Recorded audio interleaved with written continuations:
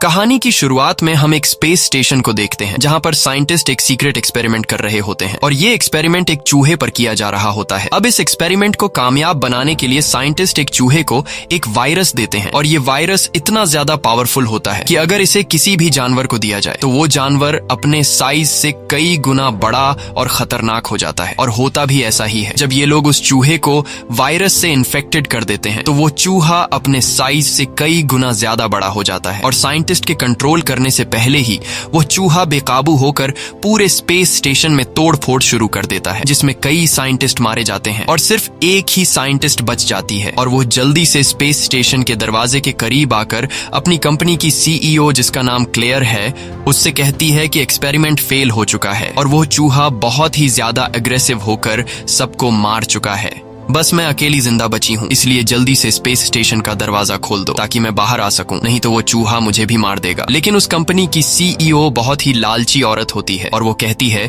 कि मैं space station का दरवाजा तभी खोलूंगी जब तुम अपने साथ उस वायरस के सैंपल को लेकर आओ जिस पर अभी एक्सपेरिमेंट चल रहा था। अगर तुमने मेरी बात नहीं मानी तो मैं तुम्हारे लिए दरवाजा नहीं खोलूंगी और तुम यहीं पर मारी जाओगी। अब न चाहते हुए वो साइंटिस्ट अपनी जान खतरे में डालकर वापस जाकर उस वायरस के 3 बॉक्स ले लेती है और वायरस लेने के बाद कंपनी की सीईओ वादे के मुताबिक उसके लिए दरवाजा खोल देती है, जिसके बाद वो साइंटिस्ट जल्दी से एक दूसरे छोटे से स्पेस स्टेशन में बैठ जाती है। यहाँ वो साइंटिस्ट देखती है कि वो चूहा साइज में काफी बड़ा हो चुका है और अब वो चूहा साइंटिस्ट को मारने के लिए स्पेस स्टेशन का शीशा तोड़ने लगता है। लेकिन इससे पहले कि वो शीशा तोड़ पाता, साइंटिस्ट अपने छोटे से स्पेस स्टेशन को इस बड़े स्पेस स्टेशन से अलग करके जमीन की तरफ बढ़ने लगती है। लेकिन कुछ दूर आने के बाद हवा का प्रेशर ज्यादा होने की वजह से इस छोटे से स्पेस स्टेशन के शीशों में दरार आने लगती है और देखते ही देखते वो स्टेशन ब्लास्ट हो जाता है, जिसमें वो साइंटिस्ट मारी जाती है और जो वायरस के 3 बॉक्स होते हैं वो तेज स्पीड से जमीन की तरफ गिरने लगते हैं, जिसमें से एक कैप्सूल जंगल में गिरता है, जहां एक भेड़िया जब उस कैप्सूल के करीब आता है तो उस कैप्सूल में से निकलने वाली गैस से वह भेड़िया इन्फेक्टेड हो जाता है। दूसरा कैप्सूल समंदर के पानी में जाकर गिरता है, जिससे एक क्रोकोडाइल इन्फेक्टेड हो जाता है और तीसरा कैप्सूल एक जू में गिरता है, जहां एक व्हाइट गोरिल्ला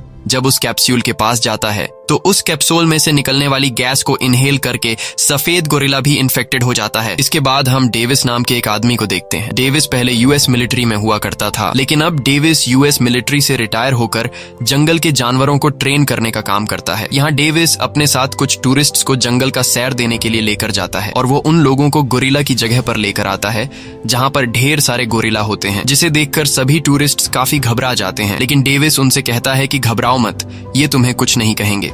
और तभी एक व्हाइट गोरिल्ला इनके सामने आता है।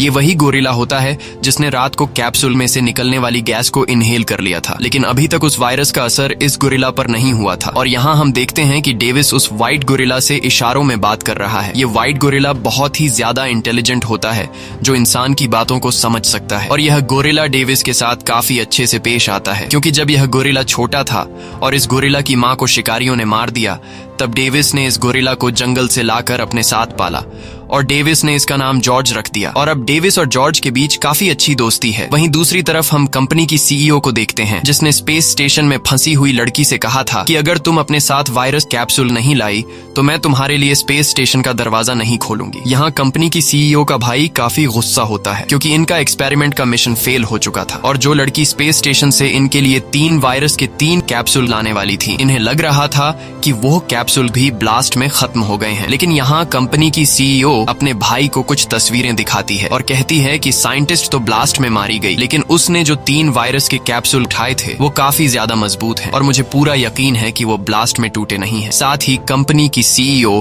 अपने भाई को जंगल की एक तस्वीर दिखाते हुए कहती है कि हमें खबर मिली है कि कल रात को यहाँ पर आसमान से जलती हुई कोई चीज गिरी है, जो कि कुछ और नहीं बल्कि वही वायरस के कैप्सूल हैं। इसलिए हमें जल्दी से अपनी टीम को वहाँ पर भेजकर उन वायरस के कैप्सूल को हासिल करना चाहिए। अगर एक बार हम लोगों ने उन कैप्सूल को हासिल कर लिया तो हम इसे मार्केट में बेचकर ढेर सारा पैसा कमा सकते हैं। सीईओ के भाई को यह आइडिया पसंद आता है, जिसके बाद कंपनी की सीईओ एक प्राइवेट आर्मी की टीम को उस जंगल में जाकर वायरस के कैप्सूल लाने का ऑर्डर देती है और वो प्राइवेट आर्मी टीम भी पूरी तैयारी करके हेलीकॉप्टर से जंगल की तरफ निकल पड़ती है। अगले दिन सुबह डेविस जब जू में आता है तो उससे टीम का एक बंदा कहता है कि जॉर्ज यानी कि सफेद गोरिल्ला बहुत ही ज्यादा गुस्से में है और जॉर्ज अपने पिंजरे से निकलकर एक बड़े बेर की जगह में चला गया है। ये सुनकर डेविस को जॉर्ज की फिक्र होने लगती है क्योंकि बेर बहुत ही ज्यादा ताकतवर और खतरनाक होते हैं और डेविस को लगा कि अब तक उस बेर ने जॉर्ज को मार दिया होगा। लेकिन जब यह लोग जू के अंदर जाते हैं तो इनकी आंखें खुली की खुली रह जाती हैं क्योंकि बेर नीचे जमीन पर मरा पड़ा हुआ था और जॉर्ज बेर की गुफा में बैठा हुआ था। ये देखकर ये दोनों काफी शॉक्ड हो जाते हैं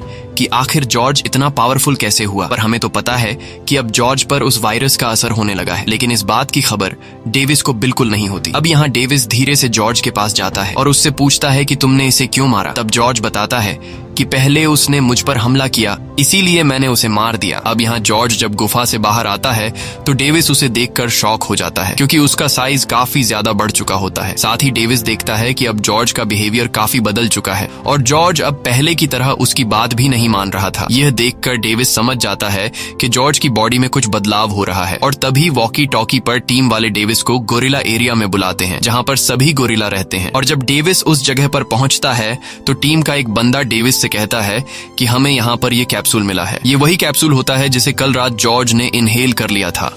उस कैप्सूल को देखकर डेविस समझ जाता है कि जरूर इसी कैप्सूल की वजह से जॉर्ज में बदलाव आए हैं। जिसके बाद डेविस उस कैप्सूल को अपने पास रख लेता है और डेविस जॉर्ज को एक बड़े से पिंजरे में बंद करके हॉस्पिटल ले आता है ताकि उसे पता चल सके कि आखिर जॉर्ज की बॉडी में ऐसा क्या है जिस वजह से उसकी बॉडी इतनी तेजी से ग्रोथ कर रही है। और जॉर्ज के ब्लड के टेस्ट से पता चलता है कि जॉर्ज के खून में किसी चीज की मिलावट हो गई है जिस वजह से उसकी बॉडी की ग्रोथ बढ़ती जा रही है। और तभी यहाँ पर एक फीमेल साइंटिस्ट डॉक्टर आती है और वो डॉक्टर डेविस के हाथ में वो वायरस का कैप्सूल देखकर कहती है कि यह कैप्सूल मुझे दो क्योंकि यह कैप्सूल मेरा है। लेकिन डेविस उसकी बात नहीं सुनता और वहां से जाने लगता है। तब वो डॉक्टर डेविस के पीछे आकर उससे कहती है कि जॉर्ज की बॉडी बहुत तेजी से बढ़ रही है, वह पहले से ज्यादा ताकतवर और फुर्तीला हो गया है। ये सुनकर डेविस इस डॉक्टर की बात गौर से सुनने लगता है क्योंकि सच में यह बदलाव जॉर्ज में आ रहे थे। तब वह डॉक्टर डेविस से कहती है कि मैं एक एनर्जन कंपनी में काम करती हूँ जो जानवरों का डीएनए मर्ज करते हैं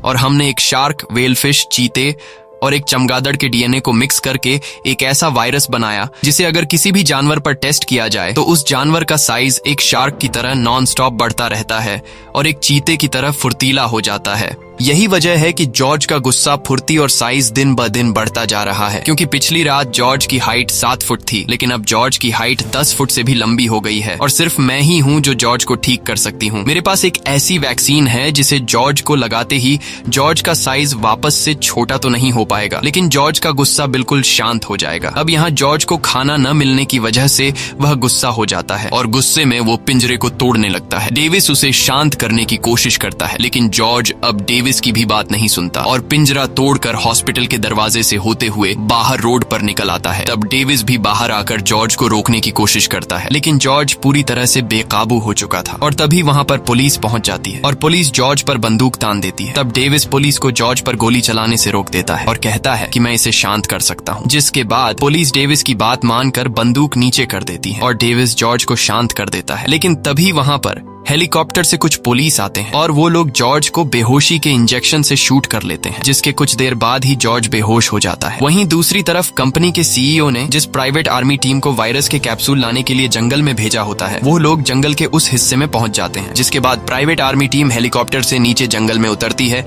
और जंगल के हर एक हिस्से में वायरस के कैप्सूल को ढूंढने लगते हैं। वहीं दूसरी तरफ इस प्राइवेट आर्मी टीम को कंपनी की सीईओ और उसका भाई कैमरों की मदद से सब कुछ देख रहे होते हैं और टीम के साथी जब जंगल में आगे बढ़ रहे होते हैं तभी इन्हें जमीन पर किसी जानवर के पैर का निशान मिलता है जो काफी ज्यादा बड़ा होता है। यह देखकर टीम के सभी लोग काफी घबरा जाते हैं और यह निशान एक वुल्फ का होता है जिससे ये लोग समझ जाते हैं कि उस वायरस को एक वुल्फ ने इनहेल कर लिया है। तब कंपनी की सीईओ प्राइवेट आर्मी टीम के कैप्टन से कहती है कि मुझे कैसे भी करके यह वुल्फ जिंदा या मरा हुआ चाहिए। अब यह लोग भी उस वुल्फ को मारने के लिए तैयार हो जाते हैं और तभी इन लोगों को आस पास किसी चीज के आने की आवाज सुनाई देती है जिसे सुनकर यह सभी लोग अलर्ट हो जाते हैं और तभी हम देखते हैं कि एक बहुत ही बड़ा वुल्फ इन पर हमला कर देता है और इनके कई साथियों को मार डालता है। तब यह लोग खुद को बचाने के लिए जंगल में यहाँ वहाँ भागने लगते हैं लेकिन वह वुल्फ इन्हें एक एक करके मार डालता है।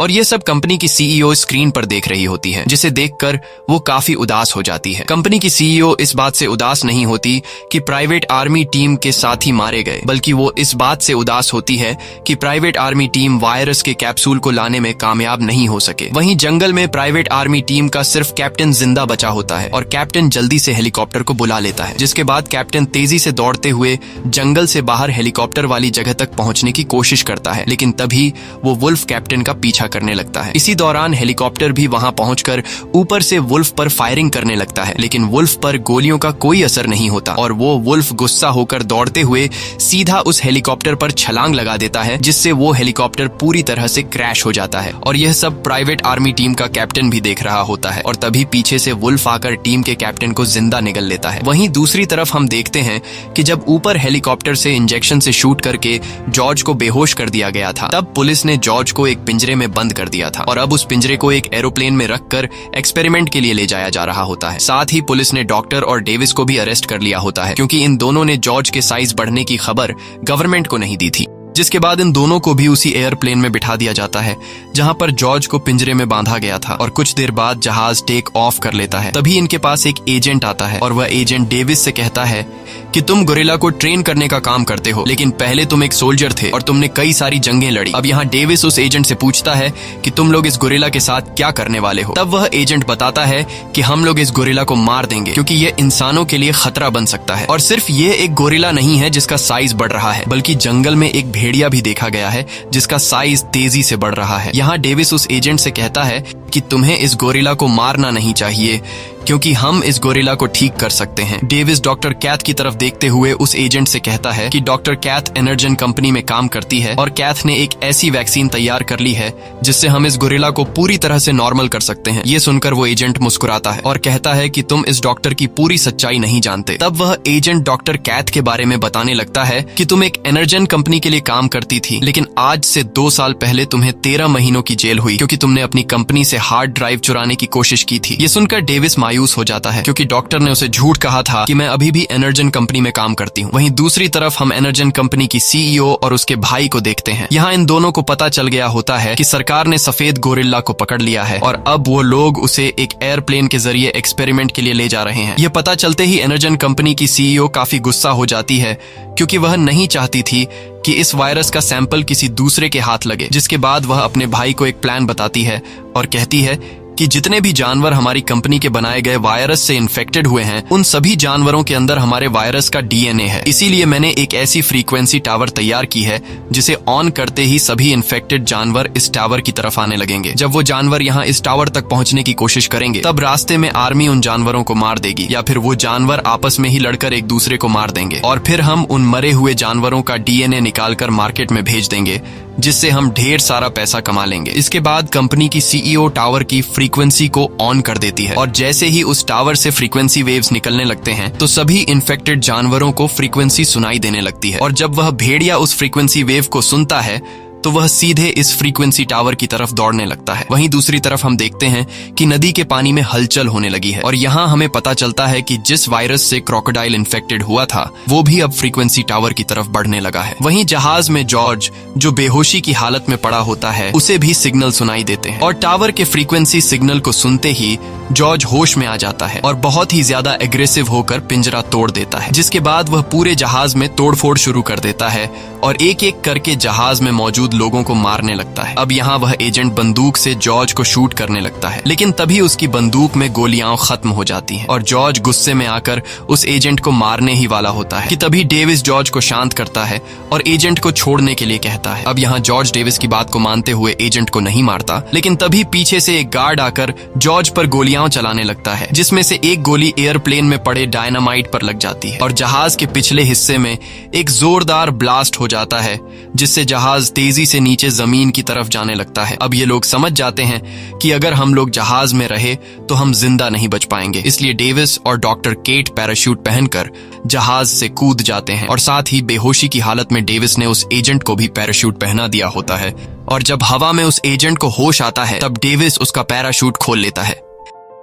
लेकिन जॉर्ज अभी भी प्लेन में होता है और प्लेन तेजी से नीचे जमीन से टकराकर ब्लास्ट हो जाता है। ये देखकर डेविस बहुत ज्यादा उदास हो जाता है क्योंकि उसे लगा कि जॉर्ज मर चुका है। अब यह लोग पैराशूट के जरिए सेफली जमीन पर लैंड कर जाते हैं, जिसके बाद ये तीनों दौड़ते हुए उस जगह पर आते हैं जहां पर प्लेन क्रैश हुआ था और यहाँ ये तीनों जॉर्ज की बॉडी को ढूंढने लगते हैं, लेकिन इन्हें जॉर्ज कहीं पर भी दिखाई नहीं देता। और तभी इन लोगों को जमीन पर जॉर्ज के पैरों के निशान नजर आते हैं जो जंगल की तरफ जा रहे थे। यह देखकर डेविस समझ जाता है कि जॉर्ज अभी भी जिंदा है। यहाँ वह एजेंट डेविस का शुक्रिया अदा करता है क्योंकि डेविस ने उसकी जान बचाई। अब यहाँ जॉर्ज को खोने की वजह से डेविस काफी उदास होता है। तब डॉक्टर कैथ डेविस से कहती है कि ये सारी मेरी गलती है, मेरी वजह से ये जानवर इस तरह से बदलने लगे हैं। अगर मैंने वह दवाई नहीं बनाई होती तो आज यह सब नहीं होता। यहाँ डॉक्टर कैथ डेविस को अपनी पूरी स्टोरी बताती है और कहती है कि मैं इनरजेन कंपनी के सीईओ के लिए काम करती थी। सब कुछ ठीक चल रहा था, लेकिन फिर एक दिन मेरे भाई की तबीयत अचानक खराब हो गई। डॉक्टर्स ने कहा कि तुम्हारे भाई की जान बच नहीं पाएगी। अब मैं अपने भाई से बहुत ज्यादा प्यार किया करती थी और मैं अपने भाई को किसी भी कीमत पर खोना नहीं चाहती थी, इसलिए मैंने कंपनी में क्रिस्पर नाम की एक दवाई बनाई जिससे मेरे भाई की जान बच सकती थी। लेकिन कंपनी के सीईओ को जब पता चला कि मैंने क्रिस्पर नाम की दवाई बनाई है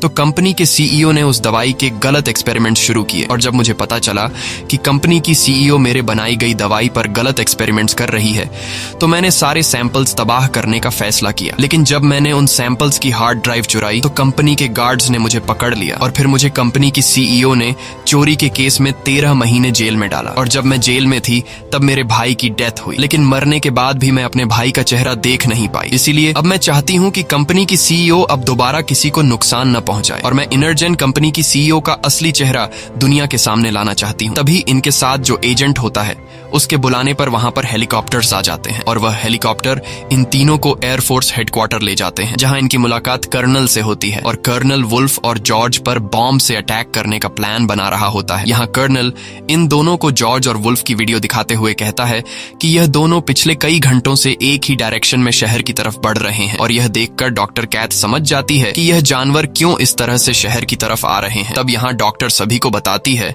कि मैं जिस इनरजेन कंपनी में काम करती थी उस कंपनी की सीईओ ने बिल्डिंग की छत पर एक टावर बनाया है जिससे निकलने वाली फ्रीक्वेंसी वेव इन जानवरों को खुद की तरफ अट्रैक्ट करती है और यही वजह है कि ये जानवर एक ही डायरेक्शन में शहर की तरफ आ रहे हैं क्योंकि उस फ्रीक्वेंसी से उन जानवरों को तकलीफ हो रही है। और अब यह जानवर किसी तरह करके उस टावर को तोड़ना चाहते हैं, लेकिन कर्नल को इनकी बातों पर यकीन नहीं होता और कर्नल कहता है कि जब ये जानवर शहर में आएंगे तो हम बॉम्ब के जरिए इनको उड़ा देंगे। ये सुनकर डेविस कहता है कि इस तरह से तो आम लोगों की जान भी जाएगी। तब कर्नल कहता है कि फिर हमें क्या करना चाहिए, जिस पर डेविस बताता है कि हमारे पास एक रास्ता है। इन जानवरों को शांत करने के लिए इनरजेन कंपनी में एक एंटीडोट बनाया गया है। अगर हमने एंटीडोट हासिल कर लिया तो हम बिना किसी बॉम्ब ब्लास्ट के इन जानवरों को रोक सकते हैं। लेकिन कर्नल इनकी बात पर राजी नहीं होता और तभी कर्नल के पास एक चिट्ठी आती है जिसमें लिखा हुआ होता है कि डेविस ने उस सफेद गोरिल्ला को ट्रेन किया है। ये पता चलते ही कर्नल गुस्सा हो जाता है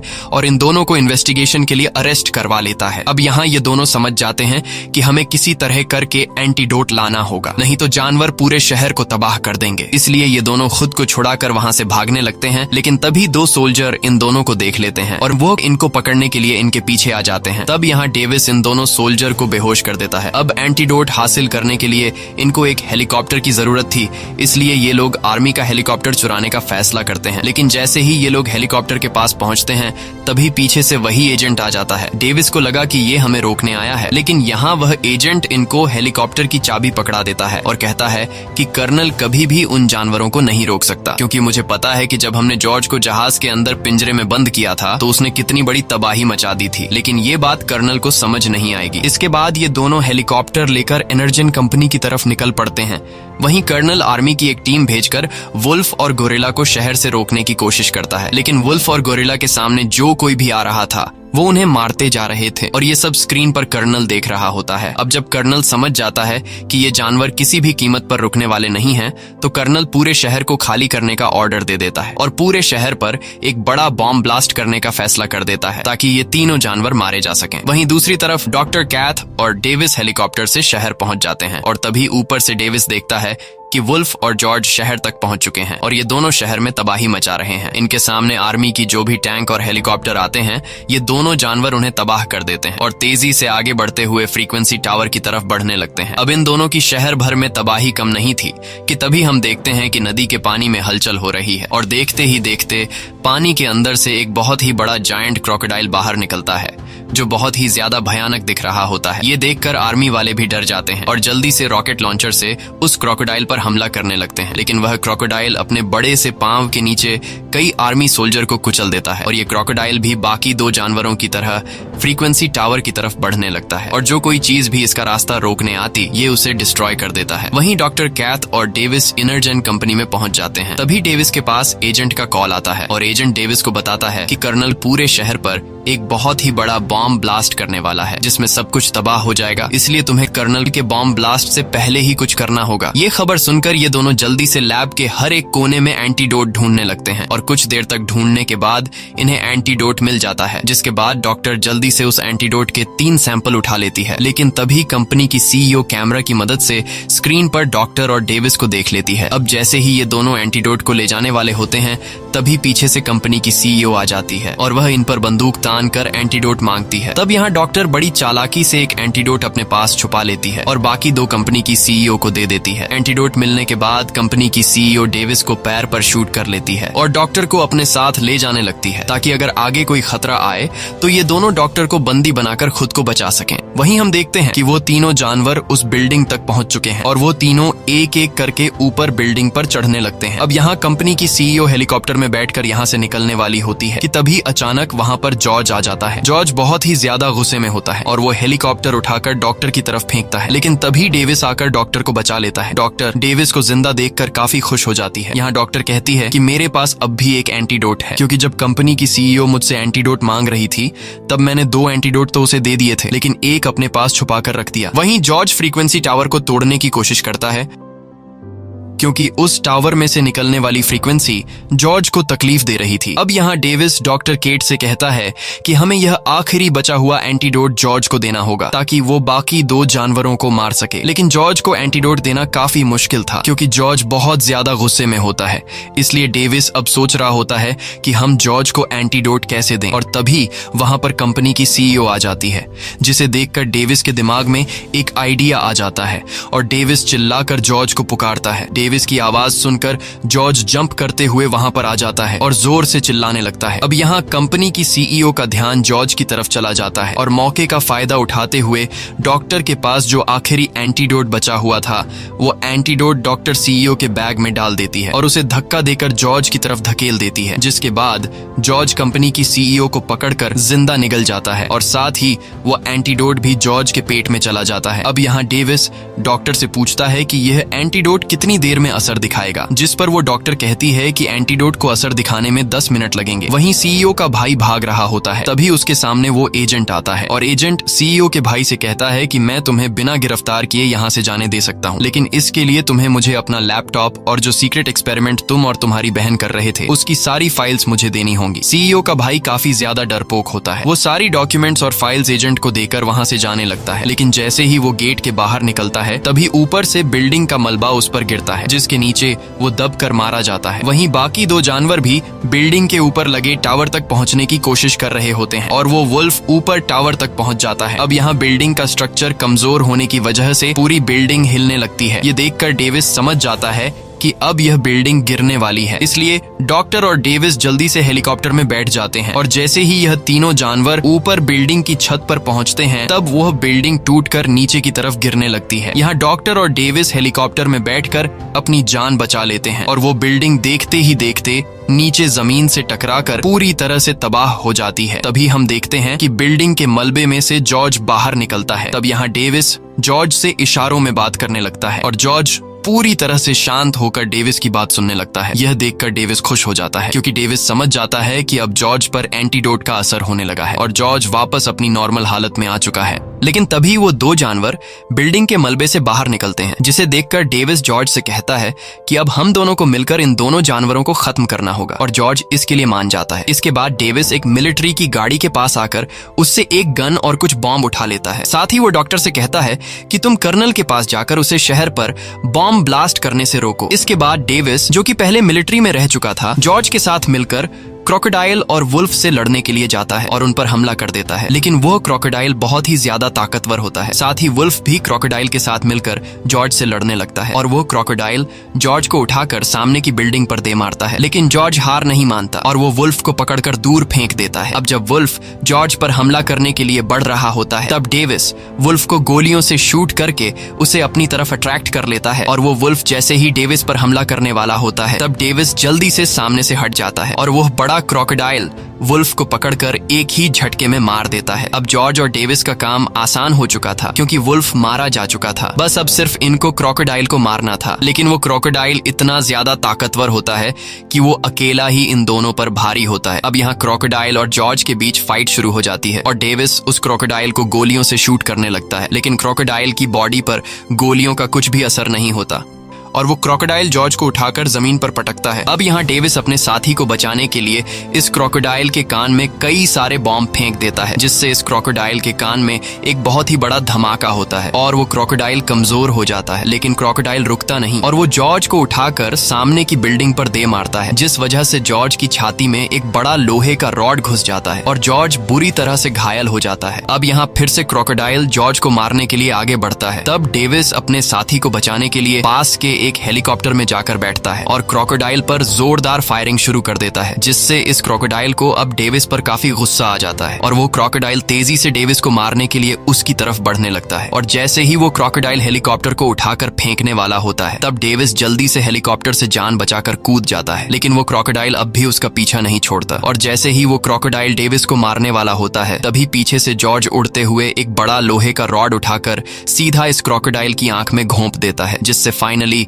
वो क्रोकोडाइल मारा जाता है। वहीं दूसरी तरफ कर्नल भी यह सब देख रहा होता है और कर्नल को जब पता चलता है कि क्रोकोडाइल मारा जा चुका है, तो वो अपने फाइटर जेट्स को वापस बुलाकर बॉम्ब ब्लास्ट के मिशन को कैंसिल कर देता है। अब सब कुछ कंट्रोल में आ चुका था। लेकिन अब जॉर्ज बहुत ज्यादा घायल होने की वजह से एक साइड पर जाकर लेट जाता है और आखिरी बार डेविस के साथ दोस्ती का हाथ मिलाकर जॉर्ज की मौत हो जाती है। ये देखकर डेविस बहुत ज्यादा उदास हो जाता है क्योंकि जॉर्ज ने अपनी जान की बिना परवाह किए डेविस की जान बचाई। तभी वहाँ पर डॉक्टर केट और एजेंट भी आ जाते हैं और ये दोनों भी जॉर्ज की मौत से काफी उदास हो जाते हैं। अब जैसे ही डेविस और डॉक्टर वहाँ से जाने लगते हैं, तभी डेविस नोटिस करता है कि जॉर्ज ने अपना हाथ हिलाया है और जब डेविस पीछे मुड़कर जॉर्ज की तरफ देखता है, तो यहाँ पर जॉर्ज एक बहुत ही प्यारी सी हरकत करता है। जॉर्ज अपनी आंखें खोलता है और जैसे ही उसे पता चलता है कि ये लोग मुझे देख रहे हैं, तब वो फिर से अपनी आंखें बंद करके मरने का नाटक करने लगता है। ये देखकर डेविस मुस्कुराता है और कहता है कि मुझे पता है कि तुम ड्रामा कर रहे हो। ये सुनकर जॉर्ज अपनी आंखें खोल लेता है और डेविस पर हंसने लगता है। साथ ही वो डेविस का मजाक उड़ाते हुए कहता है कि जब तुम्हें पता चला